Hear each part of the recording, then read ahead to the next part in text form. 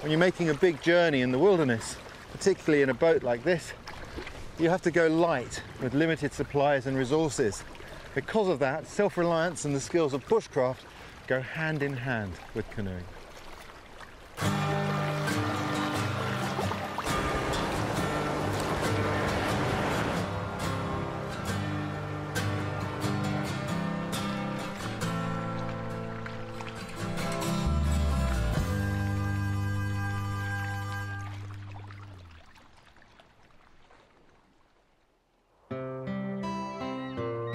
This is the Mississippi River in Canada. Today it's a majestic wilderness river in one of my favourite of all environments. But 300 years ago, it was an arterial trade route that helped fuel the fur trade and put the country of Canada on the world map.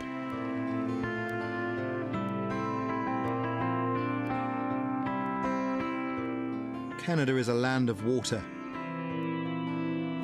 For centuries, the canoe was the only way to get around, and for me it's still the best way to see the wilderness. With a canoe, more than anything, it's the journey, not the destination, that matters.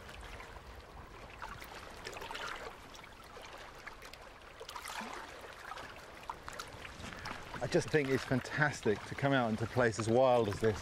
There's so much interesting wildlife to be had here, but there are also the occasional opportunity to surprise the cameraman, who in this occasion has to face towards me, and you can't see that behind him, I just turned the boat around, there's a moose.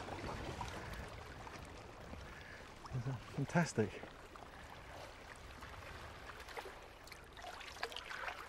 I've always wanted to paddle the great fur trade rivers. In such unspoilt surroundings, it's easy to picture the Mississippi as it was then. From the dense forested banks to the lodges of the beaver, whose pelts drove the trade. 300 years ago, huge canoes would have ploughed up and down this river, taking goods to the far-flung trappers in the north and returning with the valuable furs before the winter freeze. Stories of the men who paddled those canoes have always fascinated me, and none more so than those of the voyageurs, the hardiest of them all. The banks of this river would have rung to the sound of their songs, sung to the rhythm of their paddles, to take their minds off the distances still to go.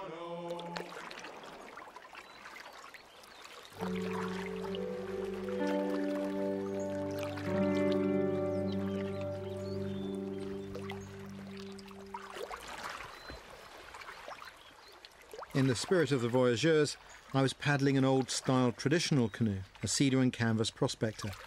The natural materials seemed to suit this place. Everything felt right, from the grain of the cedar down to the sound of the water lapping against the bow. But a boat like this must be treated carefully. In serious white water, this is like paddling an eggshell in comparison to a modern plastic boat.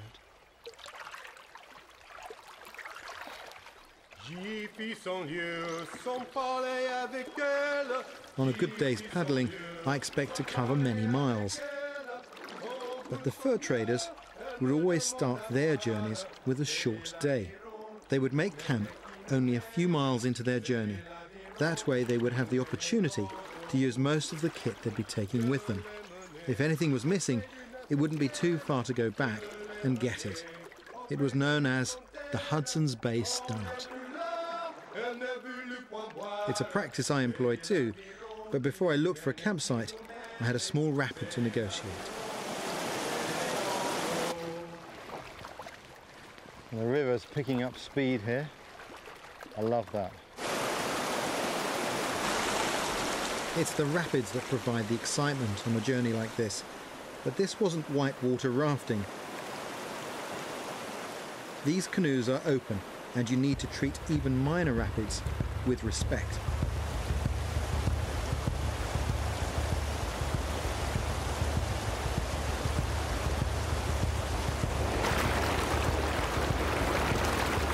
Fantastic.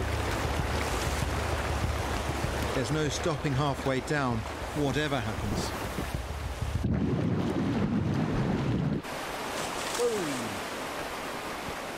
That's why it's essential to carry a spare paddle.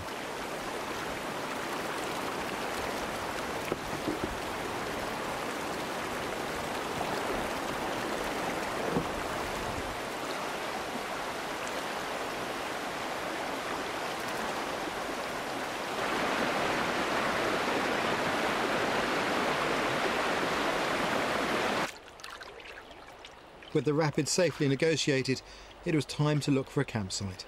I made sure I was off the river long before dark. That way I had plenty of time and daylight to iron out any snags. I'd brought traditional canvas kit bags and a large traditional tent, a baker tent. The more you immerse yourself in your surroundings, the more you get out of a journey like this. This may not look like the simplest tent to erect, but it was more in keeping with the spirit of my journey.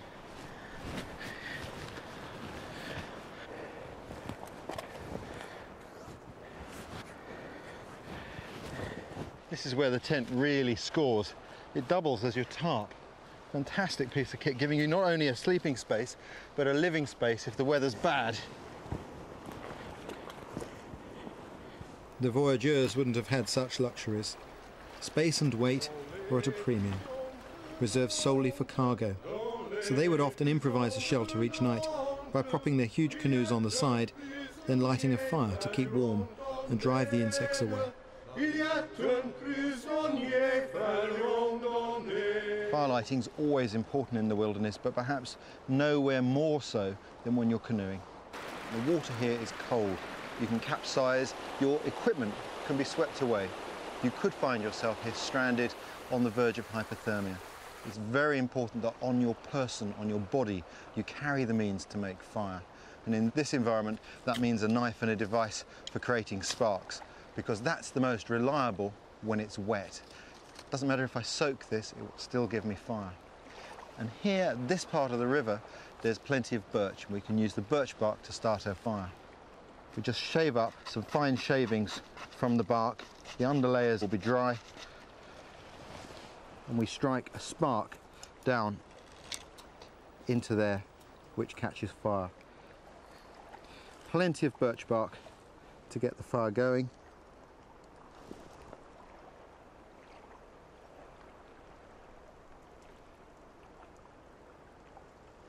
And then small sticks.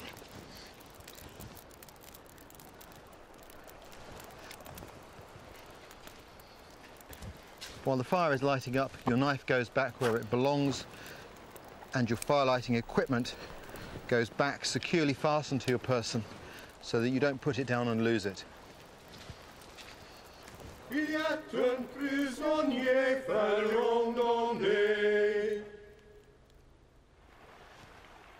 Looking at the paintings of voyageurs travelling through this land, one thing is very distinctive, and that is that they use a tripod to suspend their cooking pot. And they may have carried with them a chain, or they might have done what I'm going to show you now. Put your knife away. It's always important to put your knife away, I tell you, especially when there are mosquitoes or biting flies around, because they're very distracting. It's very easy to cut yourself. I've already got a scar. I made that mistake many years ago. What I'm going to do now is I need to make the top part of this stick flexible. I'm not going to make it all flexible, but I'll explain why in a minute. First thing is to twist the fibers so they pop like that. They're just loosening there. And I'm going to use these little side branches to help me loosen that as I work my way up the stick towards the growing tip.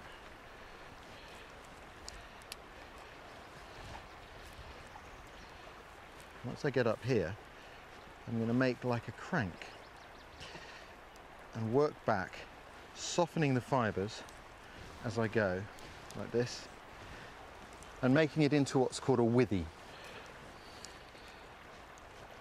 These are incredibly useful, and they grow back, so I'm not destroying a tree, I'm just removing a small part. And I'm going to take that down to within about a hand's breadth of this fork, so that I end up with a hook on the end of this stick.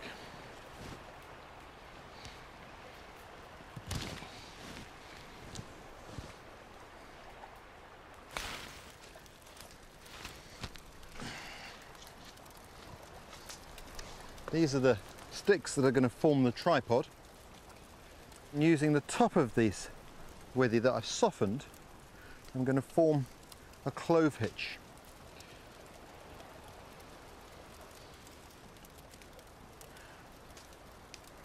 What I like to do then is just take that up through one of the crutches of the sticks and down.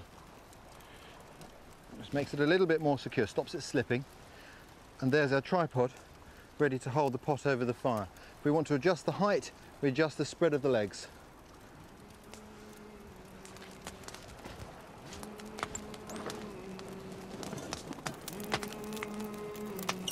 It's easy to romanticize the life of the voyageurs, the outdoor life, singing songs as they paddled, the camaraderie and the massive celebrations when they returned to port. But they would rise before daybreak and paddle for 18 hours a day, resting each hour just long enough to smoke a pipe. The pace was relentless. They were expected to paddle at 45 paddle strokes a minute.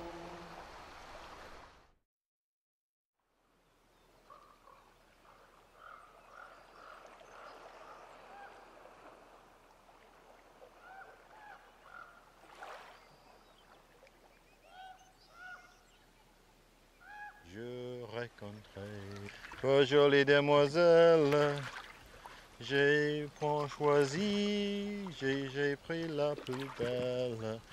C'est l'Aveyron qui nous mène et qui nous mène, mais c'est l'Aveyron qui nous mène en haut.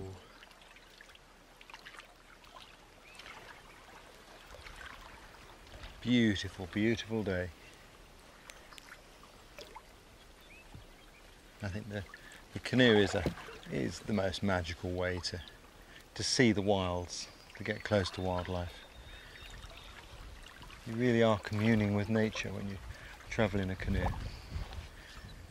I really enjoy it. I think that it's also a great panacea for the world we live in today. You know, when you paddle a canoe, you have to learn to move at the pace of the water, and almost as soon as you accept that fact, life becomes so much easier and simpler.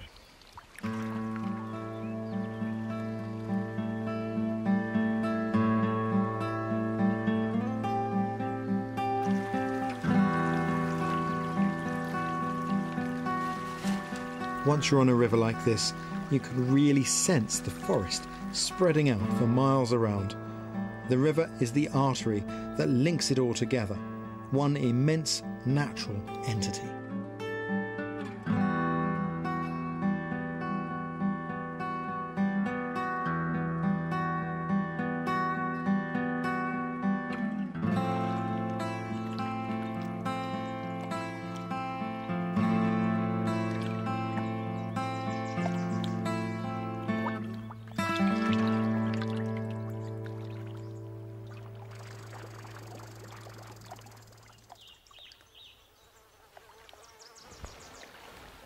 Looks like I'm dressed to deal with some sort of chemical outbreak, doesn't it? But actually, I'm just about to walk into what's called muskeg, which is like swamp. And that is a very good place to find dry firewood. But of course, that's the breeding ground for these billions of insects that populate this area during the summer months.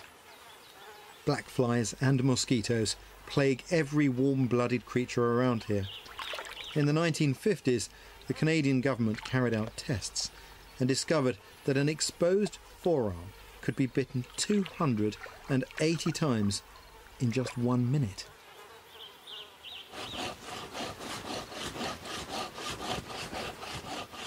So my bug jacket may make things hot and sweaty, but it's an essential item of clothing.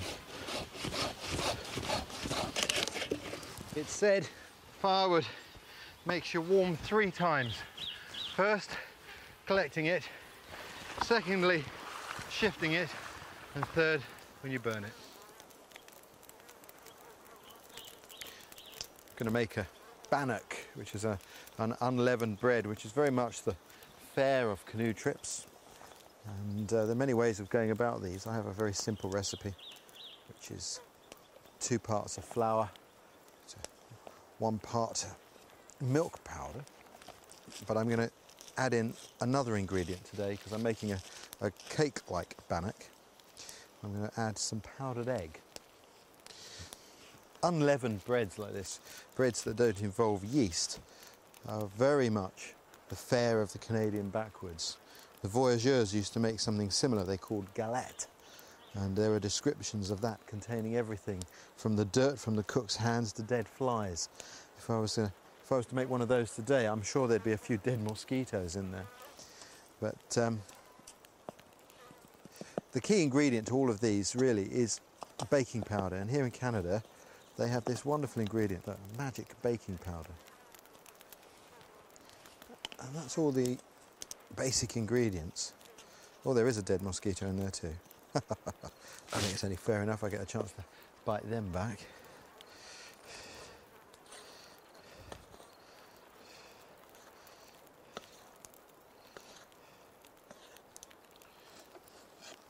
I'm going to also now add a touch of sugar. I'm using brown sugar because I think it gives much better flavour for this sort of outdoor cooking. And when you're on the trail, flavours become very important to you. Some raisins. At the end of the day's travel, you know, drying yourself off, getting the fire going, getting a brew on or a meal cooked is actually rather nice routine of the day, something you look forward to, and it's one of the nicer aspects of this sort of travel, really.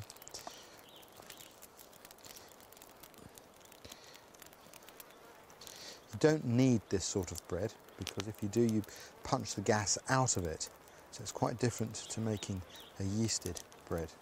So what I want to do is just round that. Hands hot. Oil's good and hot.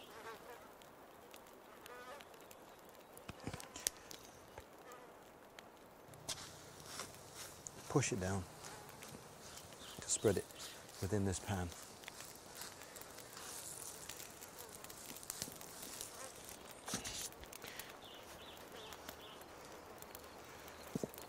Now, what happens now is that this gets tilted towards the fire and I prop a stick behind it. We don't use cooking times, not cooking like this outdoors, because the temperature, the way the wind is blowing, the amount of moisture in the air, that all affects things. So things are cooked when they're done.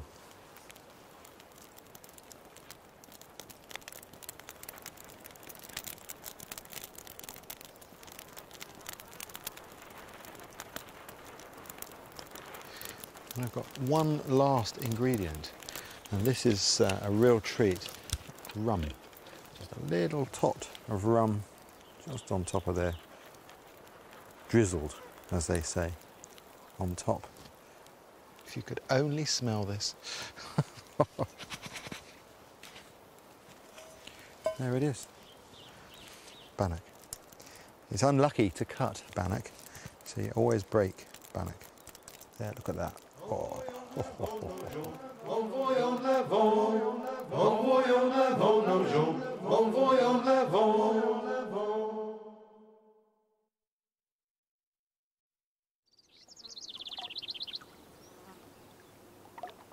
It always takes a couple of days to settle into the journey. Muscles need to acclimatise to the demands of paddling, and the body and mind must adapt to the river. Once you've tuned in, you can paddle for weeks.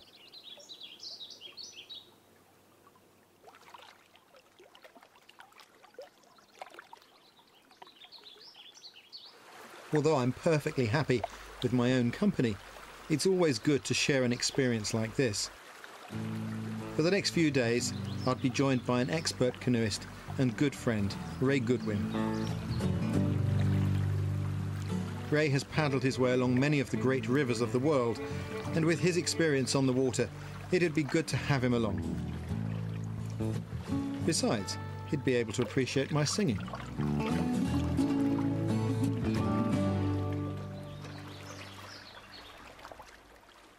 Jolie Rochelle, je rencontrais trois jolies demoiselles. Qui nous mène, c'est l'Aveyron, qui nous mène en haut. If you time the comment to the song perfectly, you're going to just distract me. You're doing it too soon. I've seen these rocks. Je rencontrais trois jolies demoiselles. Je rencontrais trois jolies demoiselles. It's a nice pace of life. Yeah. You really do start to feel a part of the landscape. You feel the influences, don't you? The wind. You do. And I mean, a lot of the time I like to travel light and very, very fast. But there comes a time, and I'm really going to have to make the room to actually do trips like this, where being in the place is as important as the actual destination you're heading for. Absolutely. C'est l'Aveyron, qui mène, qui nous mène, c'est l'Aveyron. Something like that, I can't remember. I'm not going to understand, you just keep going. Mon revenons de la jolie Rochelle. Very nice.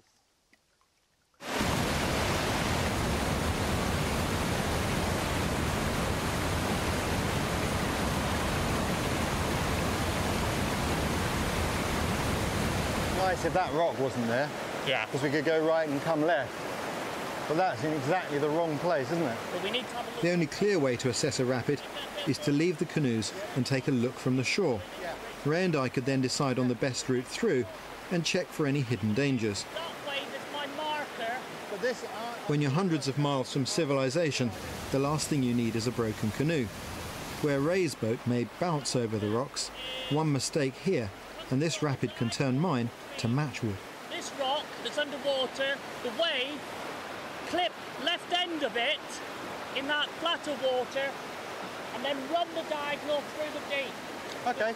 Bits of rock beyond, but they're shallow, they're not a problem. At least it's on the right as well. Yeah. There seems more water here. Yeah, Okay. Sorry? done. Let's do it.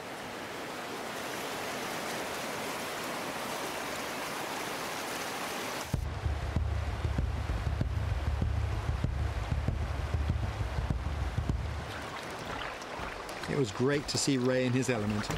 His focus on the canoe was total.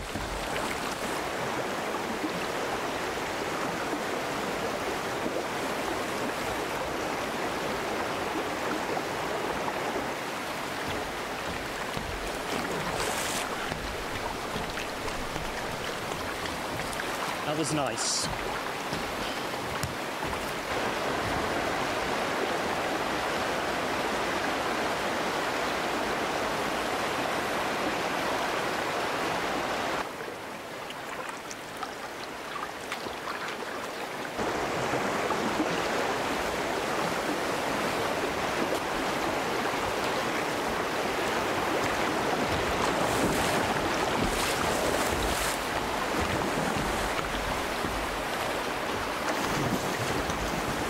Lovely. Fantastic. Whitewater's always exhilarating. It makes a nice change from the sections where you paddle slowly and you're doing all the motoring of the boat. It's nice the way the river just picks you up and you feel the current taking, and then all of a sudden you're having to think 3 or 4 steps ahead. Wakes you up. It's great. Brilliant. I clipped a couple of rocks in there.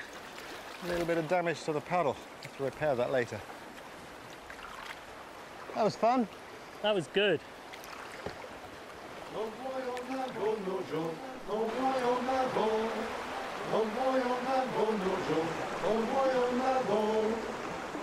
Voyageurs would have run as many of these rapids as possible. Time was of the essence, and it's far quicker and easier than carrying everything round. Even without cargo, there's enough to carry, which is why, when canoeing, you must still travel light.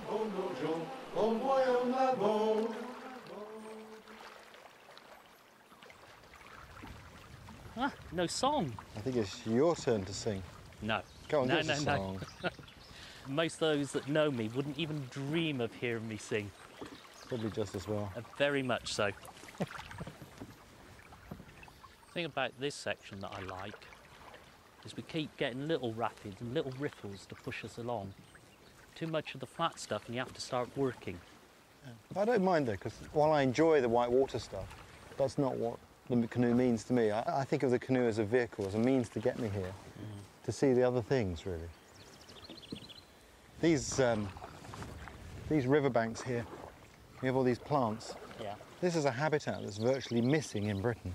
You know, we've so tidied up our rivers, we've forgotten what wild rivers are like. When I come to somewhere like this, it always makes me think of what we've lost.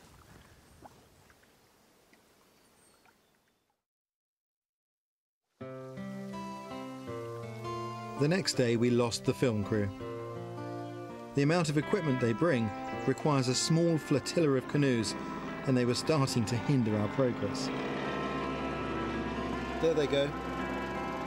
From here on, we'd just use a small camera, and we'd need to be a lot more self-reliant. Once I get smoke, try to maintain a nice even pressure. Lovely smell from this. Lighting a fire is one of the most crucial survival skills. Equipped with just a knife and a piece of cord, perhaps just a shoelace, it's possible to do this in just a few minutes. But the technique has to be learnt. And as with most things, practice, and in my case a lot of practice, has made perfect. Now the notch is full of dust, which is glowing. See it smoking there of its own accord. Oops, I dropped it. Right. Pick that up.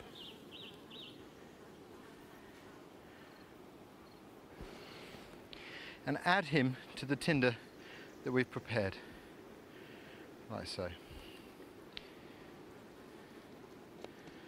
Pinch that in there.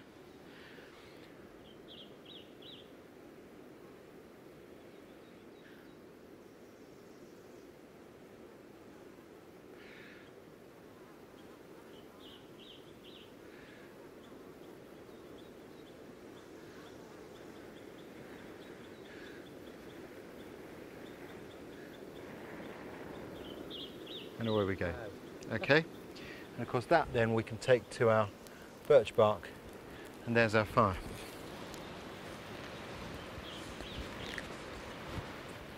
Raid asked me to show him how to do this, and it's not as easy as it can look. Oops.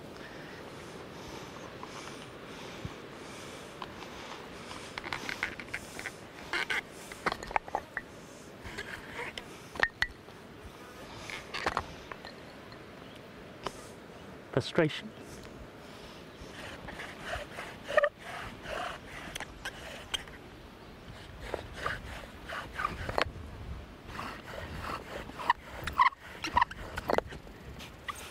Bushcraft is all about taking your time, keeping on trying, and not losing your temper.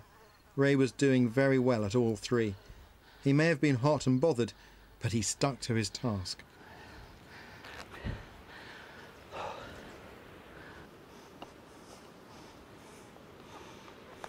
Okay, here we go again. When I teach this technique on courses, I can easily tell who will succeed and who will not, because more than half of it is in the mind.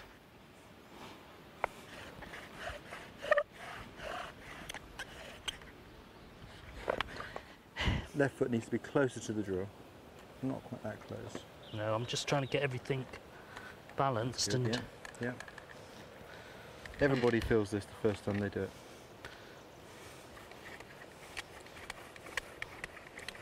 Push down with your left hand. Excellent, keep going. Oh, you're doing great. each time gets closer. For more than an hour, he persevered.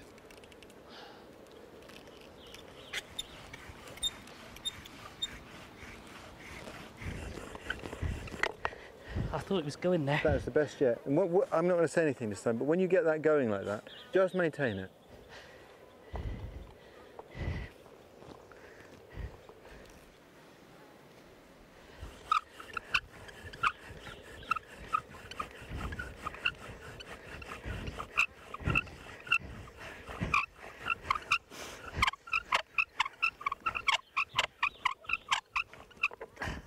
Yeah, you've got an ember. Yeah. Nice and gentle. Let me help you. gently roll the board away. Okay, that's it. Relax now, Ray. Just relax. Catch your breath. Are you ready? I'm ready. Now. Pack it tight. Be hard on it.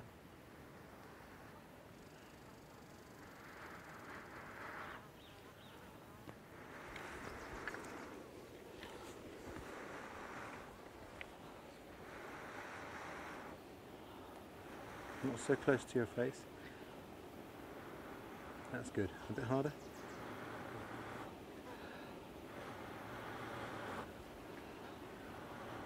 Away from your face or you'll drip on it.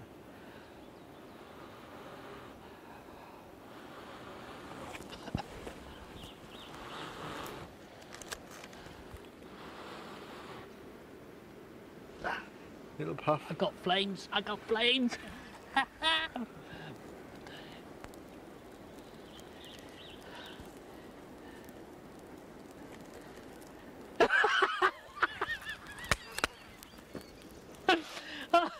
Houston, we have fire.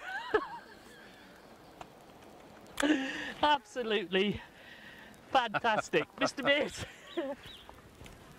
Well done. Oh, hold on. Oh.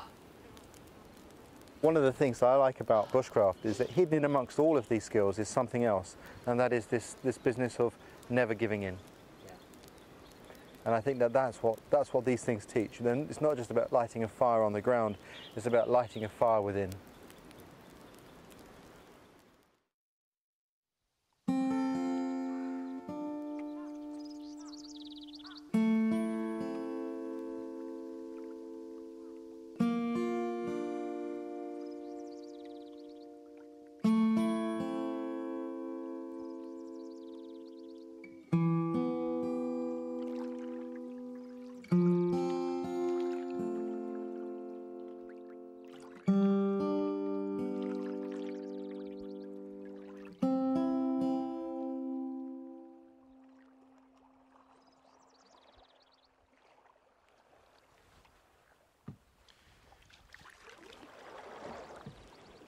Now that we were no longer hampered by a crew, we were much less conspicuous and were rewarded almost immediately with the chance to get close to a magnificent moose.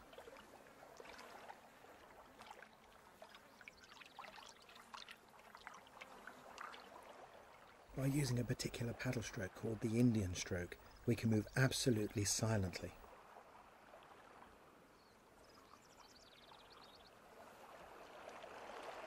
Years ago, that paddle stroke was used by local inhabitants to hunt animals.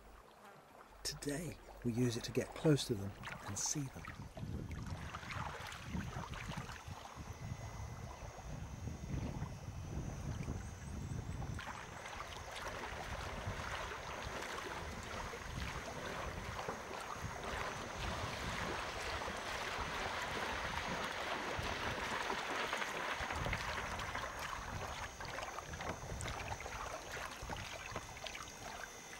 A canoe is the most natural way to travel.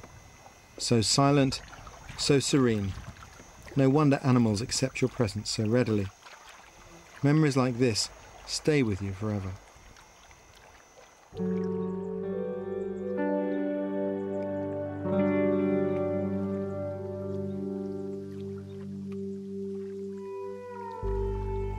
I wish I could actually see it. Incredible. Anything that flies and doesn't sting, it's got to be a friend.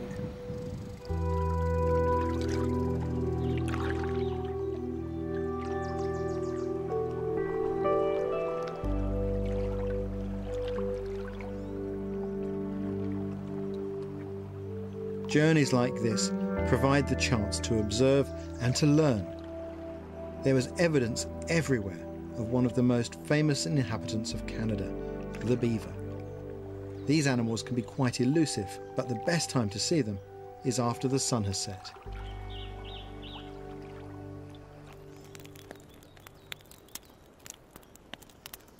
With our camp established, I went a little way upriver to see if I could see some.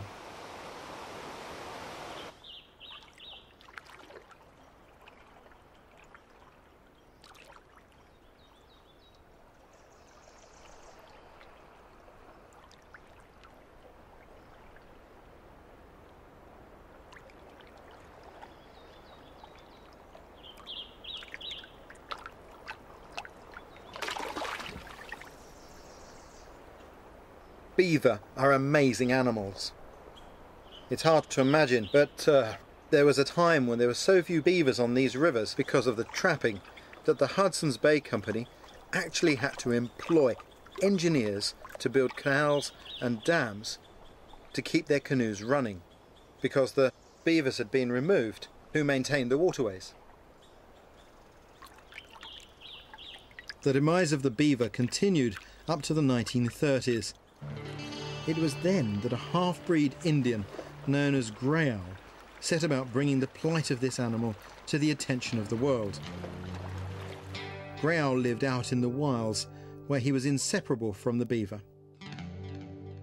He was a prolific writer who captured the essence of life in the wilderness and the plants and animals that live there. His books sparked imaginations all over the world. One of the most popular, Tales of an Empty Cabin, was typed up by a family friend called Margaret Charcot. He read stories to us and say, how does that sound? And with him reading the story to you, it didn't sound the same when you read it yourself. It wouldn't have the expression in it, the prose through it, that you would pick up when he would read it to you. He wrote all night and slept in the daytime, when the beavers did. He was on their timetable. He was so in tune with the beaver that he even shared the log cabin he lived in with them. It was very rough, and the floor, of course, was quite muddy because the beavers were in and out all the time. And the table, part of it was chewed a bit.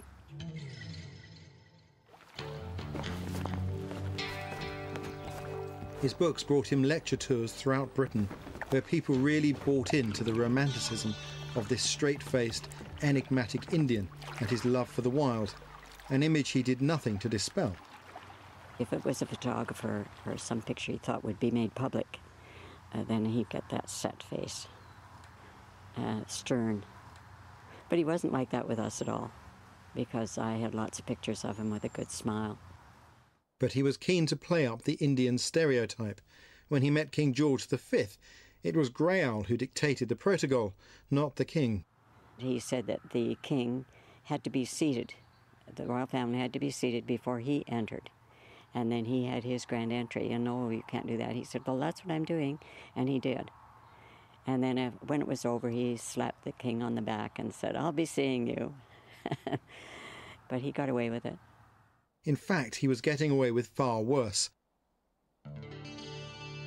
On his death in 1938, it was discovered that Grey Owl had been living a lie.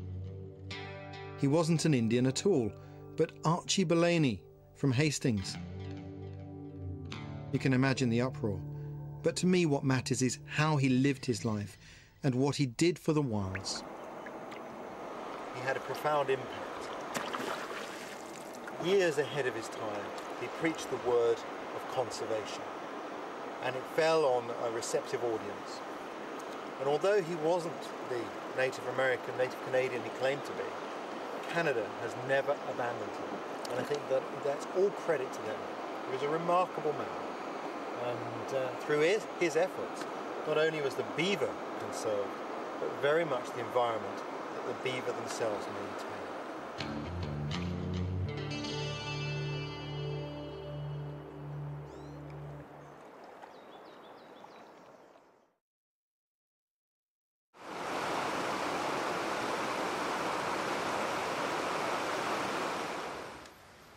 The next day we decided to stay put.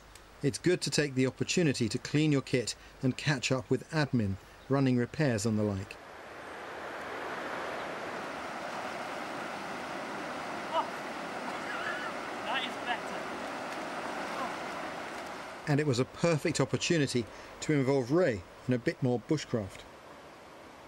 Ray, you've seen me use this saw to collect firewood, but this morning it's going to take on a different meaning as a thing to take with you on a canoe trip. Obviously a folding saw is convenient because it's safe and easy to transport in the canoe.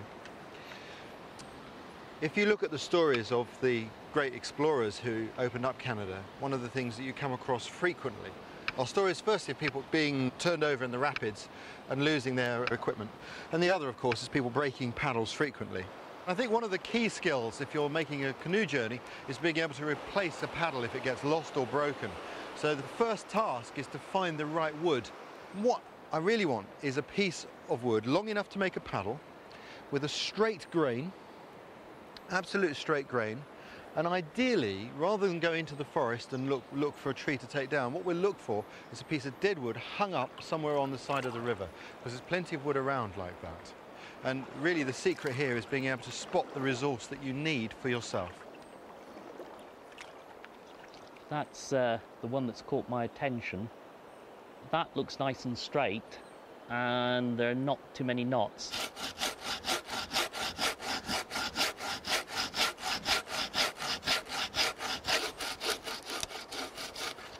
I'm very conscious of not breaking the blade.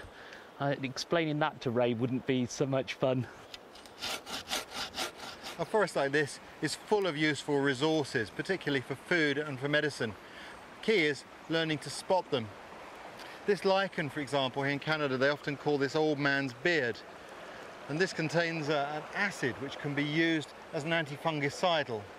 You can boil this up and use that to treat athlete's foot. It can be a handy thing when you've been in canoe boots for a month.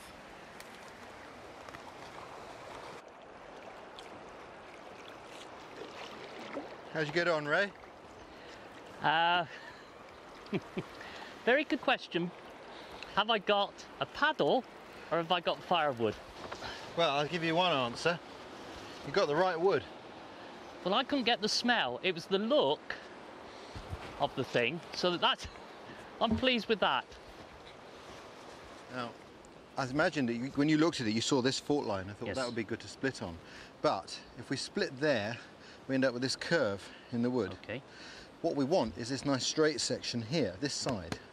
And I think if we split through there, we will get that.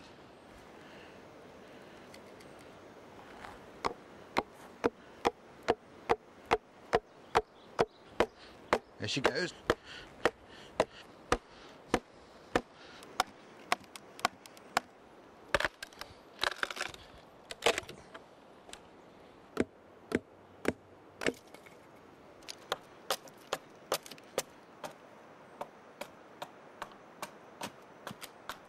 Charcoal from the fire made a useful pencil. And we'll just mark now the outline from this existing paddle. Of course, if you didn't have one, you'd have to guess, wouldn't you? So what we've got now is a line that we can cut down to and actually start to shape the handle there, maybe. If I'd cut too deep, we wouldn't have had a paddle at all. And I wanted to make the shaft thicker anyway, as the wood was cedar, which is easy to carve, but not as strong as the wood of the paddle that we used for measuring.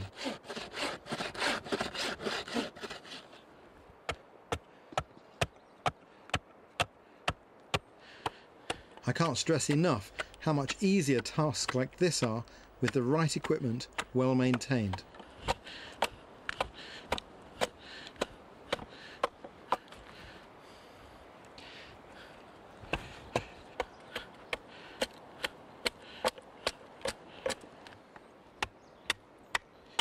I'm quite bold in the way I use the axe, and I think that this is a key to good axe work, is a sharp axe used with boldness.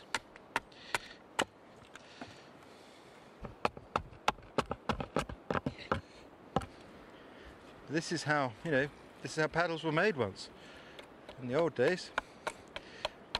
My own feeling, you may disagree with me, but I think if someone's going to paddle a canoe on a wilderness trip, they should know how to do this. I don't, because I think it's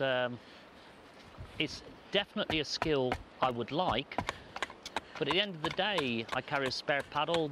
Everybody I paddle with carries a spare paddle, but I just love watching that paddle come into existence.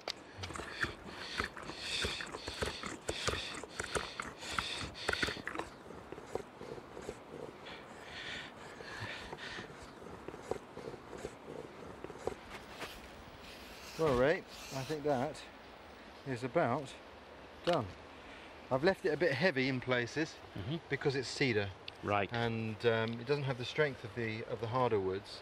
You'll feel it's even a little bit flexible even now. Yeah. It's a much more delicate wood, but it is very light, and I know you like a light paddle. Very much so. Want to give it a try? Yeah. Take it for a spin, go on.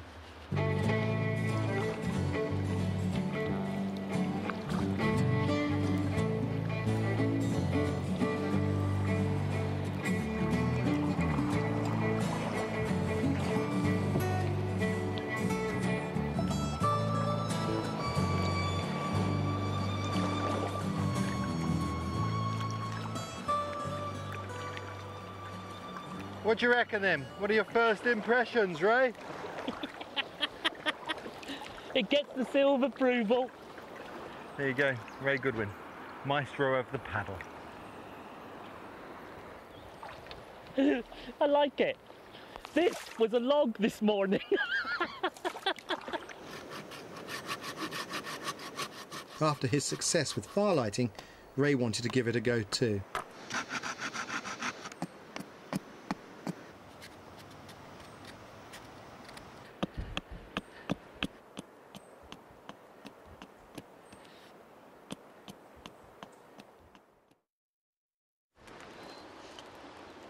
Well, I slept very well, but Ray was up all night trying to carve a paddle, and he ended up with this. Well, it got smaller and smaller. So he's promised that this is a spatula, really, and he's going to use it to make some pancakes this morning. We'll see. That is got to be the most labour-intensive spatula ever in the history of bushcraft. Oh dear, oh dear.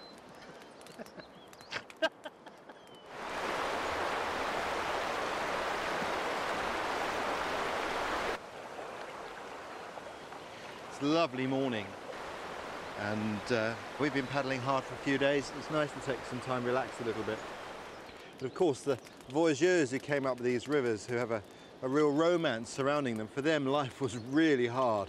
They'd have woken up at the crack of dawn, somebody would have shouted, "Staleve, staleve," time to get up. And up they'd get, and they'd get underway before they even had breakfast. It'd be several miles down the river, and then they'd have breakfast, probably cooked the night before. That was the beginning of an 18-hour day paddling. Really hard life. And you have to remember, they weren't just going downriver, they were going up them as well. Quite amazing. Anyway, this morning it's pancakes. Very traditional canoeing fare. Gives you some bulk in your stomach to get the paddles moving in the morning, and really looking forward to it. Hey! Oh dear, that's the most anemic pancake I think I've ever cooked. You ready for this, Ray? Yeah.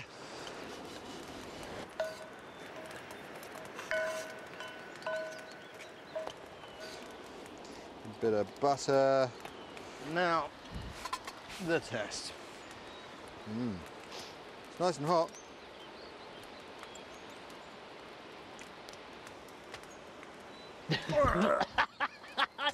Very good.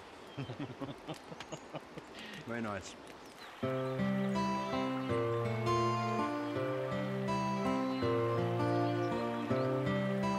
With the pancakes inside us and rested from our day in camp, we were both eager to get back on the water. Every stretch of this river has its own character, and the next stage was no exception.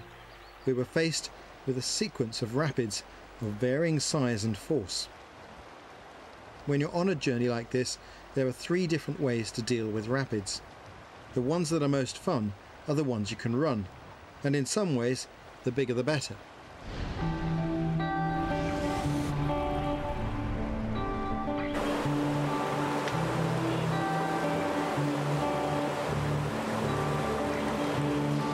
This is what Ray loves, the challenge of whitewater.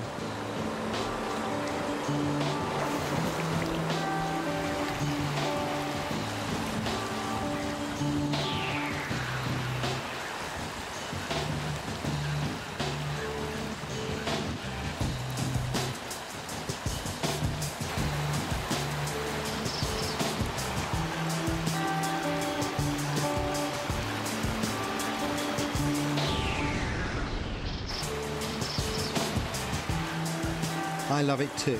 As we came down, it was fairly straightforward all the way through, and then at the end there were these 3 massive waves waiting to eat you, and one feeds you a little bit right into the next one, which turns you a little bit right into the next one.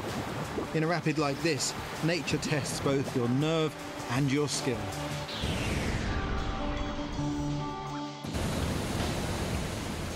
Ray couldn't resist showing off on camera by surfing the wave. This takes expert balance and control. I told you, he's a paddle maestro and a little bit crazy.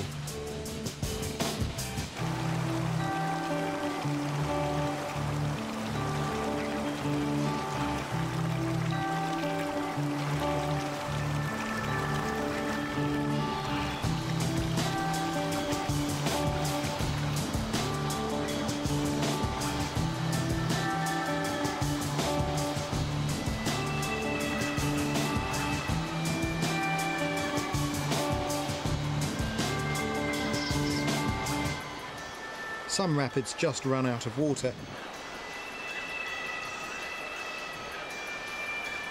I could feel the bottom of my delicate canoe scraping along the rocks. It was time to get out. This sort of rapid requires a process called lining. Basically walking your canoe through the shallows on a line. It can be a bit awkward at times, but it's no real hardship.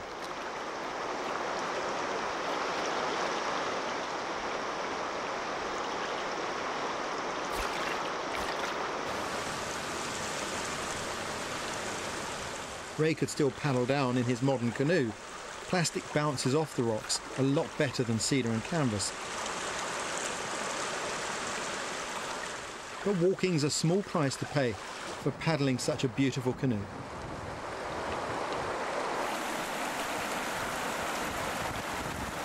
It's not very Hollywood, is it?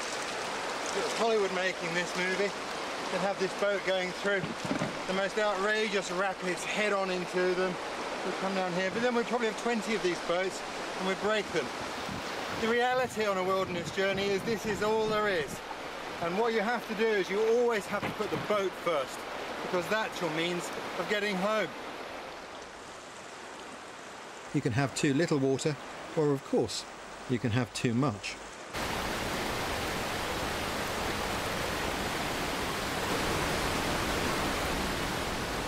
This is Split Rock Rapid. There's no way a canoe will go down that. And of course that was one of the second design criteria of the boats. First, they had to be capable of carrying the loads and negotiating the rocks. But secondly, they had to be light enough that you could carry them past the obstacles they couldn't navigate.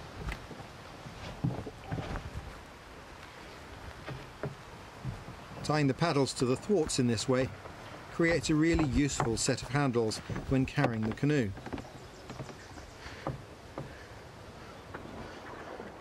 This is what's known as a portage, and yes, it's hard work. The voyageurs would have had to manhandle their huge canoes all along here. Some of the portage trails on these rivers are very long indeed. They must have been tough.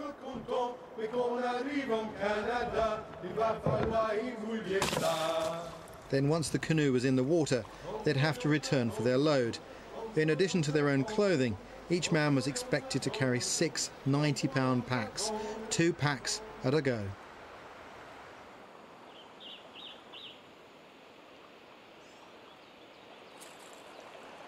It was time for us to set up our last camp, and the end of the portage trail was as good a spot as any. Each journey finds its own rhythm, and this was no exception. I agreed to catch supper if Ray set the fire.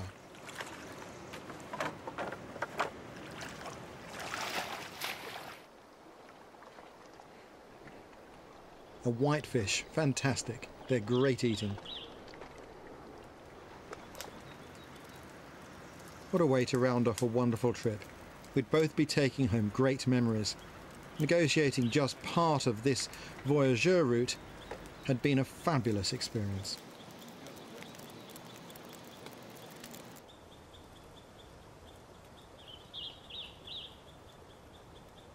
After dinner, it was good to have time to reflect.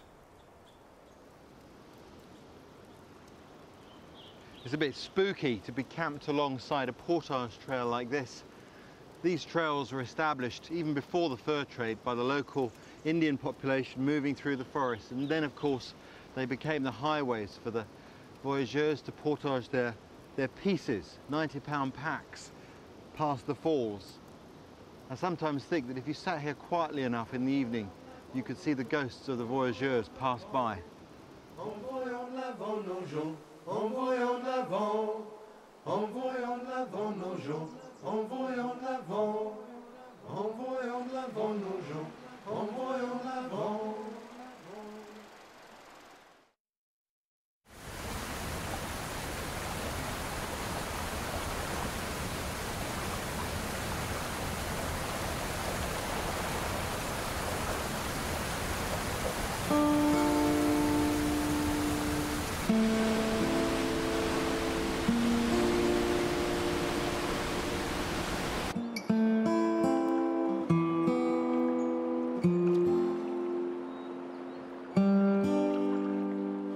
The last day on the river always brings mixed feelings. I was a little sad to have to leave such a wonderful place, but it was coupled with a true sense of satisfaction that we'd really been to the heart of this river. But more than that, when you use this sort of equipment, canvas, wood, you've accepted that your life in the wilderness, the two are one. That when it rains, you'll be a little bit damp, but when it stops, you'll be dry. Sometimes I think when we use modern equipment, we try to exclude nature too much. It's almost like we're at war with it. For me, that spoils the spell. It breaks the spell of being here. Making this journey reinforced my understanding of what the canoe means to the people of Canada. For the original Indians, through the fur traders, right up to today, people have an affinity with it. It becomes part of them, a feeling summed up by former Canadian Prime Minister Pierre Trudeau, who said that what sets a canoeing expedition apart is that it purifies you more rapidly and inescapably than any other. Travel 1,000 miles by train and you are a brute. Pedal 500 miles on a bicycle and you remain basically bourgeois. But paddle 100 in a canoe and you are already a child of nature. I couldn't agree more.